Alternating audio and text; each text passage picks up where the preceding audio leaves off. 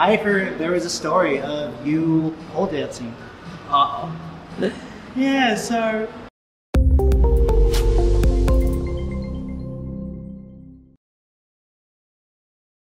Hi, my name's Christian here for Earworm Digital. We're here with Young Franco, Joey. And Joey. How you doing today? Good, man. Good. How are you? Doing good. Are you well, because we have a mutual friend, and I know you performed yesterday at Mustache Bar. You did the little after party, you know. And I was worried because I know Kevin, and because you know he's with the Frank Moody Boys right now.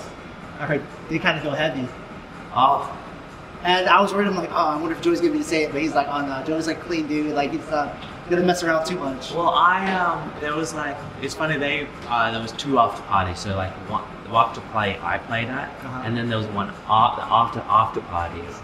And I just called it. I was like, oh, I didn't get to catch them. Kev came, but yeah, I was gonna go, and then I just was like, I like looked into my soul, and it was like, I don't think I can do it. Yeah, that's fair. Yeah. That's a good soul read there. Yeah. But yeah, how was your set yesterday? Because I know there was like, you know, some weather issues, but it looked like, you know, a lot of people came out. Yeah, it really clicked. As soon, like, Never Dull played before, he's really, really great. And then it basically, as soon as I started, I didn't have any issues. So I didn't have any issues, played for an hour and a half, and then got off. Yeah, it was fantastic. Like, I didn't, obviously I knew it was like a kind of a dress-up disco vibe, but people really wanted to hear like proper disco, which was really fun. I don't think there's much like this that exists like anywhere that's really cool, curated, and people have a good time. And then it started raining again, but yeah, it was a really, really fun time. Did people give you any hate for not having a mustache? No, I had one comment, like I think not even a where's your mustache comment, but like I did notice a couple. It's just I just can't grow one. I know. It's offensive. Same with me. It's tough. Let's talk about your music too, because you know you worked with a lot of rappers, but you did drop a song this year called HITA. And tell me a little bit about that one. So that was with an artist called Simba, who's out of the UK. He's really, really talented. And I think it started it around this time last year. With my friend Danilo and Chris Amber, and Danilo is like this amazing multi-instrumentalist, and Chris Amber did with Aussie Pop for Stormzy, so like they're really, really cool. Made it the beat for it, and then the next day Simba came in, and we wrote it, and it just kind of just clicked, and finished it from there, and got the song out. And you've done a lot of collaboration with a lot of different rappers. You know, I think the notable one is the one you did with Alan Denzel Curry. But you know, you've done it with Simba, you've done it with a few others too. But I'm wondering, how do you get these collaborations together? It's so funny. I get asked that a little bit, and I just You just send them demos, or I just generally I just connect with people on socials, and just, like it's usually Instagram, and then if they're interested, then we just send them as a back and forth, and it goes from there. It's really good. A lot of the really good collaborations I've had are just like now my good friends and people like them to rely on, and like I hope that they feel the same way. So yeah, I'm super lucky. So I know, you know, obviously big into music, but are you big into fashion too? Because I've noticed you're kind of stripped out in Adidas. I see this. Yeah, I bought these for the tour because I really like. I wanted a pair of shoes that I could like go and play some soccer in.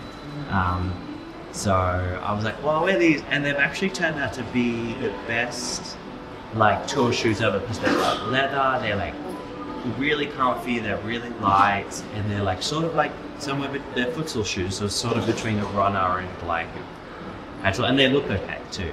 So, and this I just bought at the vintage store, and now I didn't mean to double under that, but I can't complain. Oh, you know, I actually got you a sponsor by them. That's funny. Yeah, no, this is my choice. Well, it's still a good outfit. And you know, let's bring it back to the music for a little bit. Who are some musicians, artists that inspired you to, you know, start making music when you were young? I sort of my first musical kind of, I think, moment where I kind of put it back to was maybe like the Blues Brothers movie, and it was really, really influential, and sort of just was like a foundation for jazz and for soul and funk, and people like James Brown, Ray Charles, Cab Calloway, and then sort of like every, I think, 10-year-old kid really liked Green Day for a little bit there, and like Aussie rock was really cool, and then sort of fell into like a 90s hip hop deep dive when I was around a teenager, and then sort of seems like it's like mixed all these worlds together, and now it's like a little bit disco, a little bit rap. So yeah, just trying to mix all like influences, together. That's cool. And I actually did hear, like, I think just early on when you first started DJing, you were very into just like, scratching and trading, right? Yeah, that's it, exactly. So like it was like the 90s hip hop vibe. I was like, all I wanted to do was like learn how to go. That was it. Yeah, that's cool. Well, I know we've only met each other for maybe like 15 minutes, but I was wondering, I like to ask everyone I interview this, because I feel like, as an adult, I don't know about you, because you seem very like extroverted, but I feel like as an adult, it's a little bit harder to make friends, when you're growing up and post uni, just like out on your own. And I'm wondering, do you think we could be friends right now? Of course. Of course. Thank you. I was the friend handshake.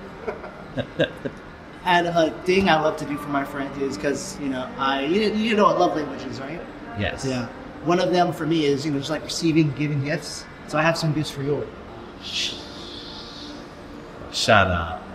Oh my God. So first one I heard was big for you. It was Beastie Boys. Dude, that's crazy. No, you can't.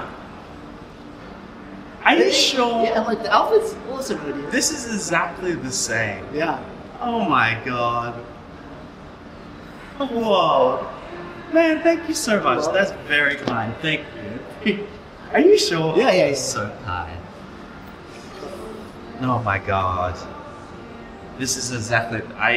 This was the Beastie Boys stuff was a huge influence for like a couple of music videos. Like every kind of music video, I'm like, well, we should just do it like the Beastie Boys. They had some good ones. I love them. That's very kind. I actually don't think I've seen this record either. It's more like a compilation, just like, greatest hits.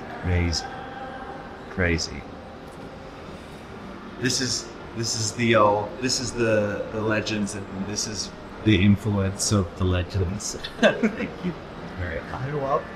But that's not all, though. I do have one last gift for you too. Oh my God. And this one, they were more producers, but I think they were like legendary because, like you said, when you were younger, you just like listen to a lot of like 90s, like early 2000s, like hip hop, and in high school, or like, just like before you, whatever you got it. What do you got it, grade? Huh? What's the equivalent of high school in like? High school. It's high school, yeah. High school, yeah. In high school, I fell in love with this too, and it's J Dilla. Oh my It's like God. Dillatronic. Dude, that's crazy. Oh my God. Thank you. This is crazy. What brand codes are Dillatronic? Oh my You God. have to play it for yourself and find out. I know. Yeah, Dilla was like, it was him, DJ Premier, and like Night Wonder, like The Alchemist, and like all the Tribe Called Quest stuff were just huge. And Dilla, like this, I think the production of Dilla for me has like continued to influence the longest into like the electronic world. I can't believe this. Thank you. Well, Very kind. but let's dive back into your past a little bit. Can you remember this place called Butterbean Records? Yes, of course. That's crazy. Yeah, Butterbeats is a Brisbane staple, and it was sort of there was two record stores that I used to go to, and like hassle the guys working there.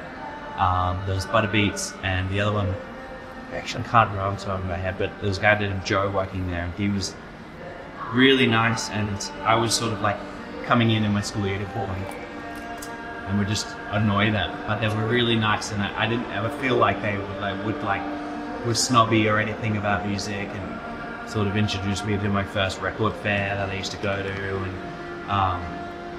yeah, I think it's similar to you. It's like you just find as much as you can of the culture or like or the music or whatever you want to be part of, and that's you just go from there.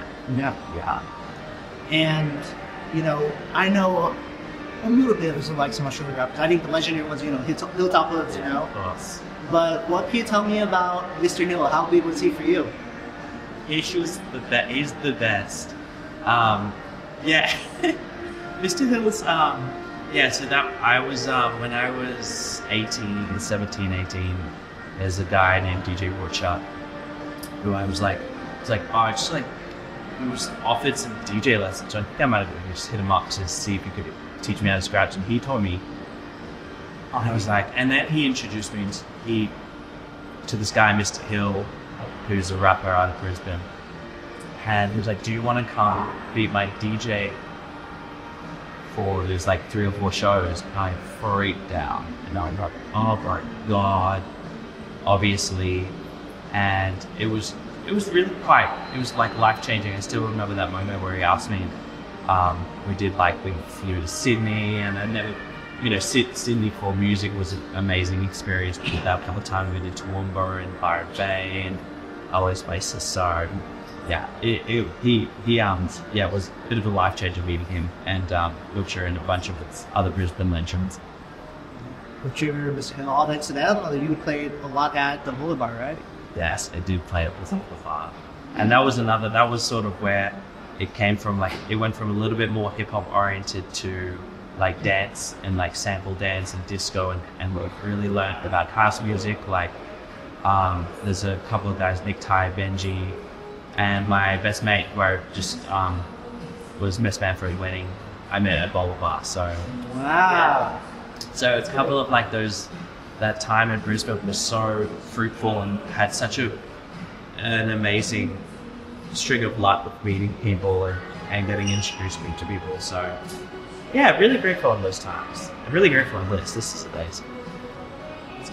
And then I think another question that's on my mind is because I think very early on too, you were on tour with one of the, I would say like one of the biggest people like in the right music, like Alison Wonderland.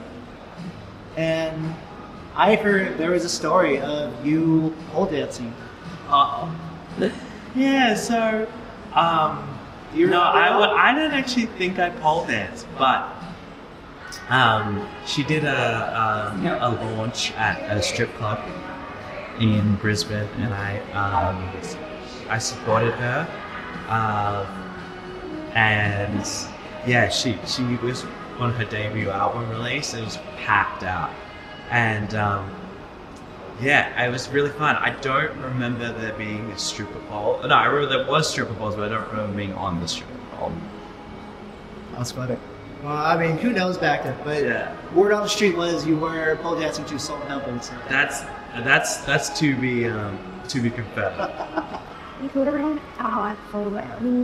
I'm going to say thank you for taking time to the interview. Before we wrap this up, I want to know this because, you know, I wear glasses, and you know, obviously you wear glasses too.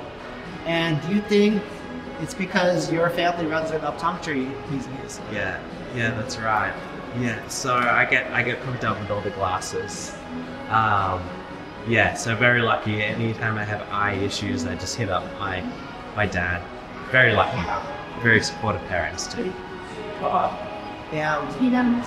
Before we turn on the camera for Queen Virgil, I want to know this because, you know, everyone's into it now, but I heard, you know, I don't know how long you've been doing it, but you've been into bouldering, right? Yeah, into bouldering. I didn't do it this trip, I broke my pinky. Oh, no way. Playing, what did I do? Just car door.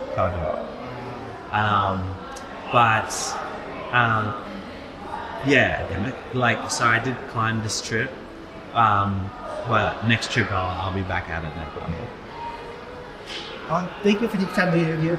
It's a lot of fun. Appreciate it. It was so fun. Before we turn off the camera, is there anything else you want to say? Maybe anything you want to plug or anything else? No, I'm happy. I'm just happy to be here. That's it. San Diego, first time here. Shout out to Mustache Bash. Hopefully, the first of many trips to come. Shout out Earworm. Yeah, it's been a great time here.